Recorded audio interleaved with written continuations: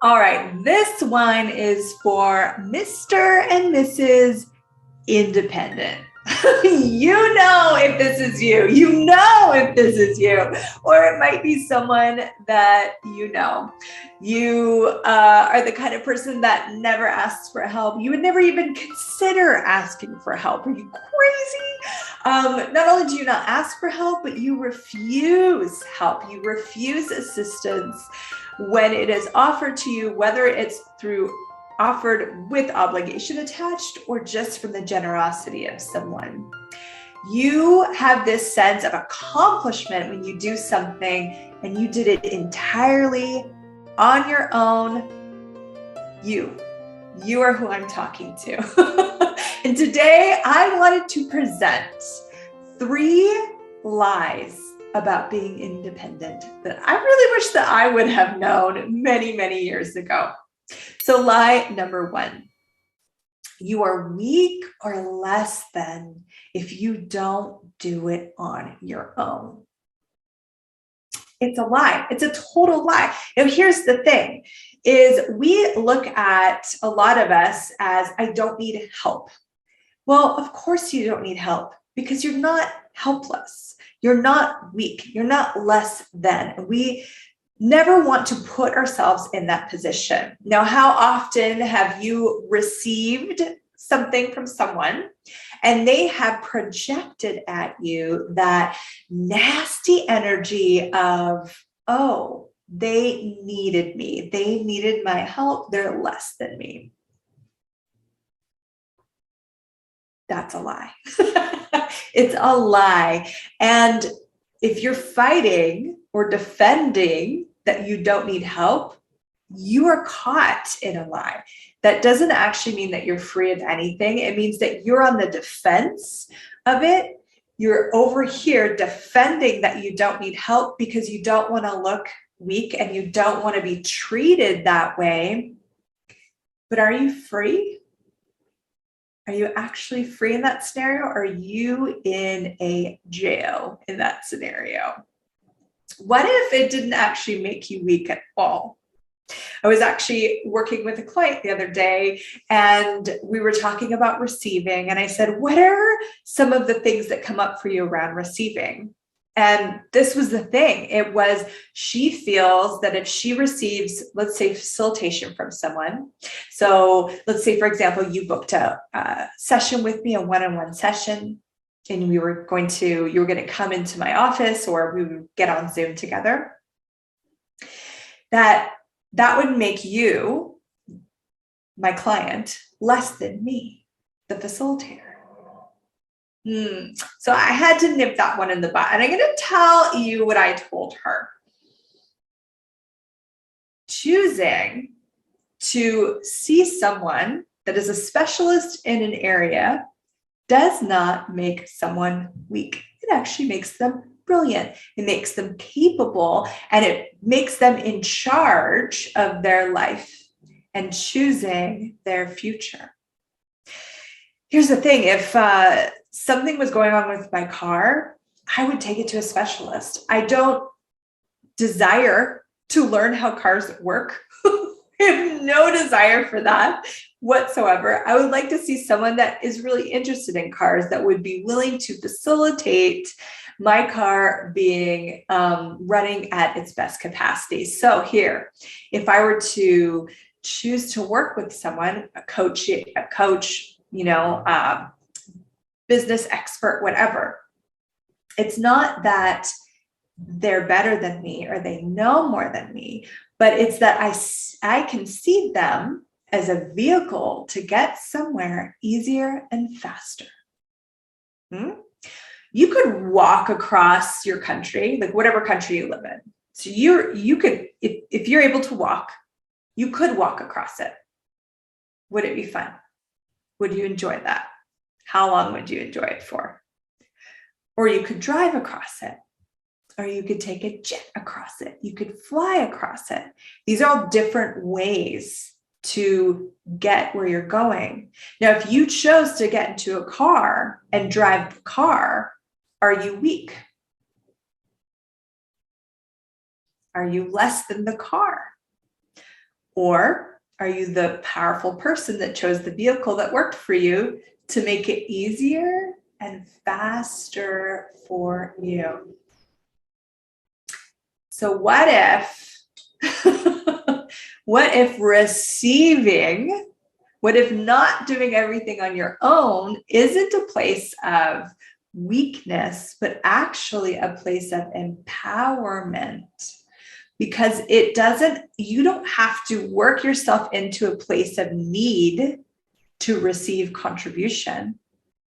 You can empower yourself and choose from a space of needlessness, but desire to have the faster and easier way. Nothing weak about that, actually, at all. Lie number 2. It's not your creation if you didn't do most or all of the work.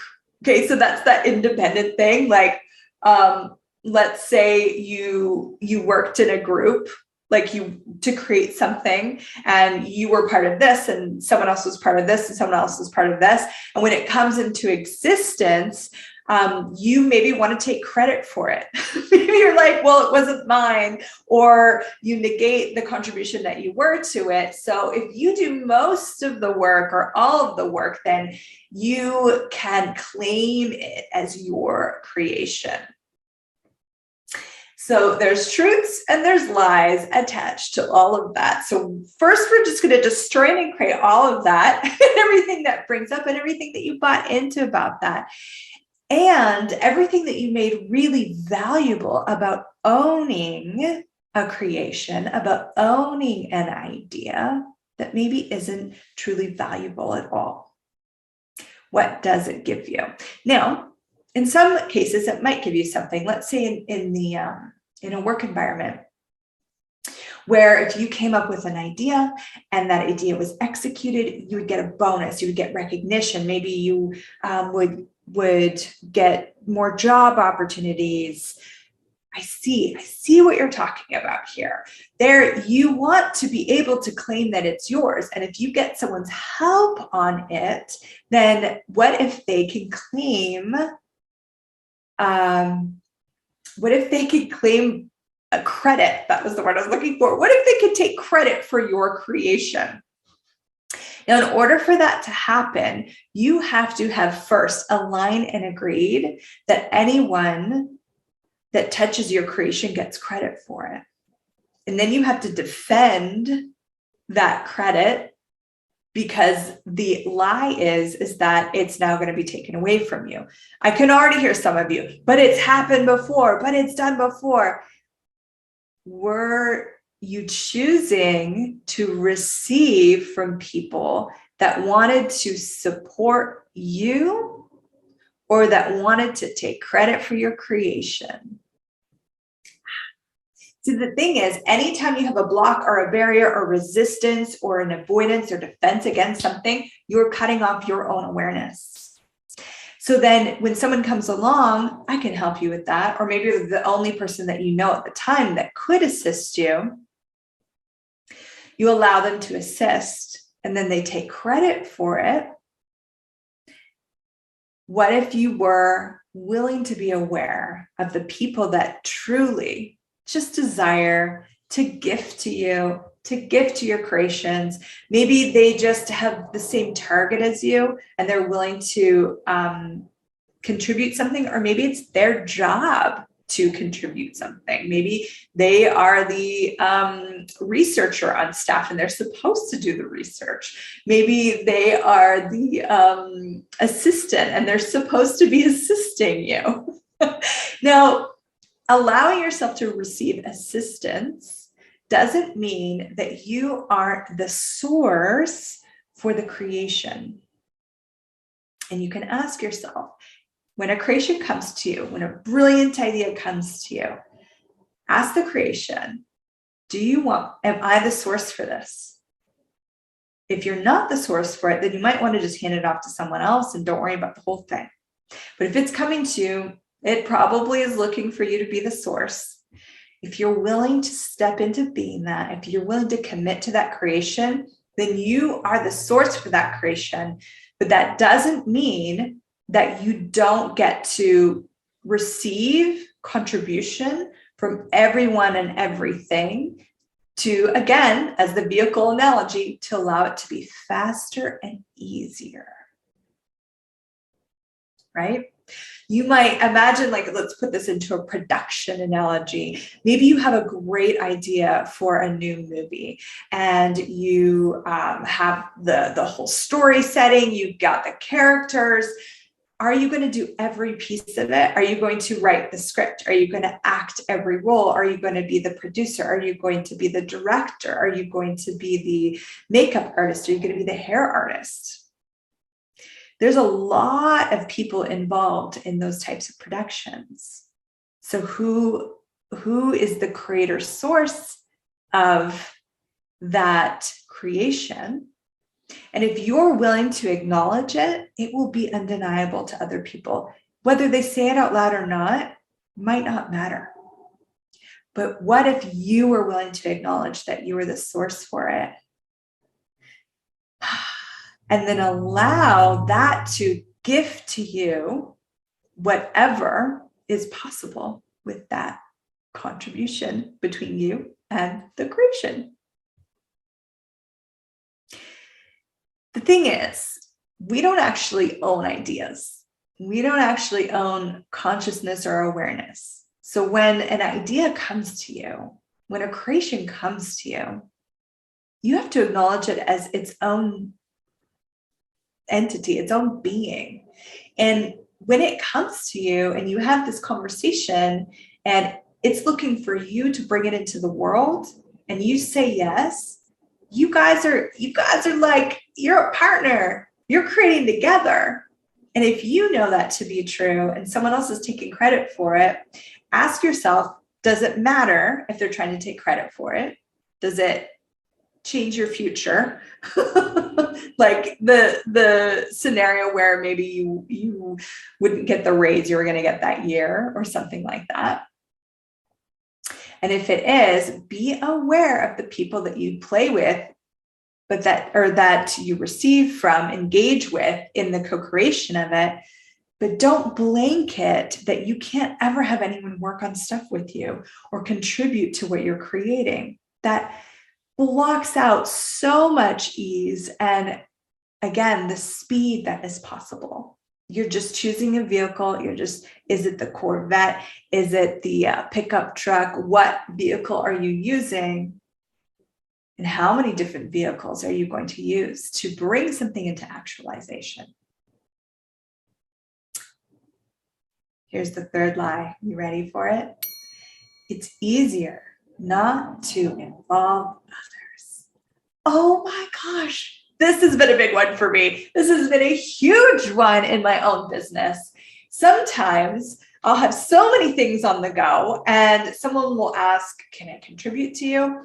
And my first thought is, I don't even have the time to explain to you what I would require from you and then to teach you to do it. It would just be easier for me to do it. Have you been there? Do you know what I'm talking about? Now, not to say that sometimes that might be the awareness. Go with that awareness. Never discount your awareness. But you could actually ask for the people to show up, that it wouldn't be more work to involve them. And trust me, they're out there. I found some. Took me a while, but I did. I found some of those people, and I continuously ask for more and more of those people to show up in my life. Because here is the thing. They might actually be a specialist or evolving specialist in an area that can come in and assist and contribute to one area. But you don't have to be the person to teach them how to do it. Now, there might be times where you do. Maybe you're bringing on a new employee. You're going to have to do some training in that regard. But you could actually ask for people that know more than you do about something to come and make your business easier, make your job easier, make your life easier. Ask those people to show up. And are you willing, Mr. and Mrs. Independent, to actually have people in your life that know more than you in a certain area and not assume or decide or solidify that that means that you are not as great as you are? What if you don't have to be the greatest in every single area? What if you could be the greatest in the things that are fun for you? Like I said, I'm not interested in how cars run. I don't desire to learn how to build engines. It's not fun for me. I don't need to be a specialist in that area, but I would like the person that works on my car to be a specialist in that area. So where are you not willing to have someone know more than you in an area? And if that's true for you, you're going to want to really get vulnerable with that and look at the energies underneath. Maybe we'll make a whole nother video about that. But for today, look at these 3 lies that might be playing in the background, in the forefront, somewhere in your business, in your life, however that is. And what if you recognized that you are not separate from the universe? You are not separate from consciousness. So can you ever actually do anything on your own? I mean, you're not even separate from your body. So every time you create something, every time you push through a business deal or you bring a new creation into the world, maybe it's a new business, a new idea, you didn't actually even do it alone because you're not alone. You're part of this wondrous, magical, undefinable thing called consciousness, which includes everyone and everything. So when I ask something of the universe, I'm also including myself in that request. And I'm including every single being, plant, animal, molecule of earth in that request to make my life easier. And never anymore, because this is not how I always used to be, do I look at that as a weakness. It's actually a potency I have to ask, to receive, and to have way too much fun creating all the wonderful things I would like to create. I will not be slowed down anymore by the idea that I have to do it on my own. Because that was just a lie to begin with. Can you ever do anything on your own if you're part of oneness? Let me know how it goes with these. Let me know if you had some aha moments. I'd love to hear about them. If you're going to look at this a little bit, maybe you're going to try some new things in your life, in your business, or let me know if this brought up something for you that you would like to have another video on. Thank you so much for watching. I can't wait till the next video with you.